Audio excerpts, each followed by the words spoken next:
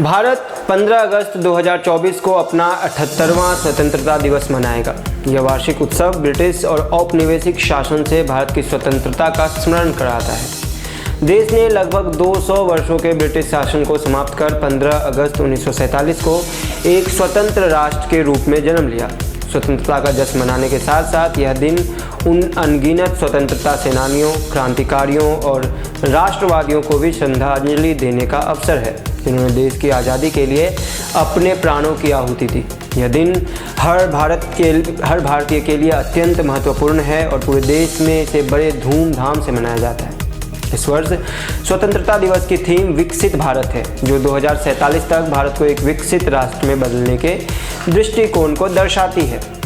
इस अवसर पर हर साल प्रधानमंत्री लाल किले पर राष्ट्रीय ध्वज फहराते हैं और देश के नागरिकों को संबोधित करते हैं। ऐसे में क्या आपने कभी गौर किया है कि स्वतंत्रता दिवस पर समारोह ध्वज फहराने के बाद शुरू होते हैं, जबकि गणतंत्र दिवस पर भारत के राष्ट्रपति कर्तव्य पथ पर, जो पहले राजपथ था, पर ध्वज फहराते हैं। ध्वज फहराना और ध्वज तिरंगा फहराना शब्द अक्सर एक दूसरे के स्थान पर उपयोग किए जाते हैं, लेकिन ये अलग अलग प्रक्रियाओं का प्रतिनिधित्व करते हैं।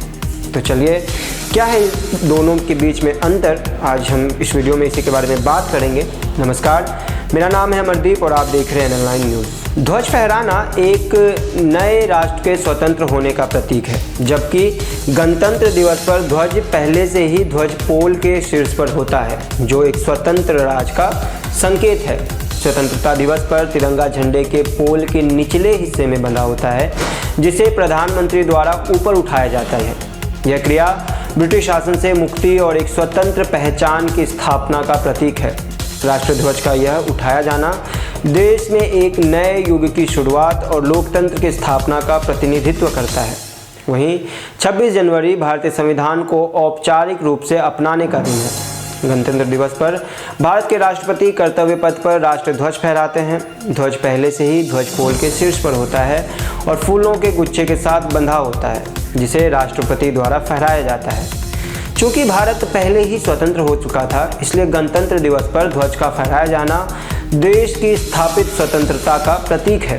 पहले स्वतंत्रता दिवस पर भारत का कोई आधिकारिक राष्ट्रपति नहीं था। उस समय भारत के प्रधानमंत्री जवाहरलाल नेहरू ने स्वतंत्र देश का झंडा फहराया था। बाद में डॉक्टर राजेंद्र प्रसाद को देश का पहला राष्ट्रपति नियुक्त किया गया, जिन्होंने 26 जनवरी 1950 को ध्वज फहराया। तब से हर साल गणतंत्र दिवस पर भारत के राष्ट्रपति द्वारा ध्वज फहराया जाता है। हालांकि इन दोनों अवसरों में कुछ भिन्नताएं हैं, जैसा कि हमने आपको बताया।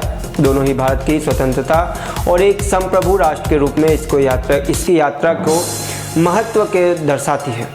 तो कैसी लगी ये जानकारी, हमें कमेंट करके जरूर बताएं और बाकी के खबरों के लिए देखते रहिए NN न्यूज़। धन्यवाद।